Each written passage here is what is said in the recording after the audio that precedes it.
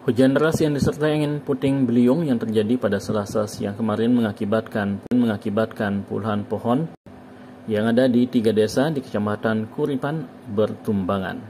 Tak hanya itu, dampak dari puting beliung tersebut merusak rumah warga dan sebuah ruko dan juga fasilitas sekolah. Badan Penanggulangan Bencana Daerah Lombok Barat mencatat di Desa Jagaraga sebanyak 17 rumah warga mengalami kerusakan. Sedangkan di Desa Kuripan Utara dan Desa Kuripan, BPBD mencatat sebanyak 2 rumah warga dan fasilitas sekolah seperti pagar pembatas juga terkena dampak.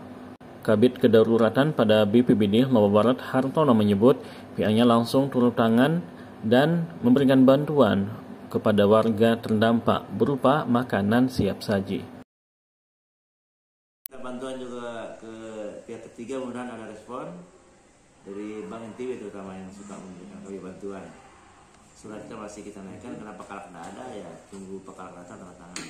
Berarti berapa yang belum disasar ini untuk korbannya? Semua udah kita data doang.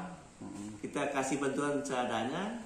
Yang mengungsi ke rumah keluarga ada mungkin 5 atau 7 kakak itu yang mengungsi ke rumah keluarga yang berat-berat aja. Tapi karena dengan ada terpal, mungkin mereka bisa menempati sementara rumahnya kembali kan di padang terpal. Tapi mereka minta bahan spandek, dia bilang kami usahakan memberikan bantuan. Lihat permohonan BTT. Mudah-mudahan dari pihak yang mengasisi bisa secepatnya.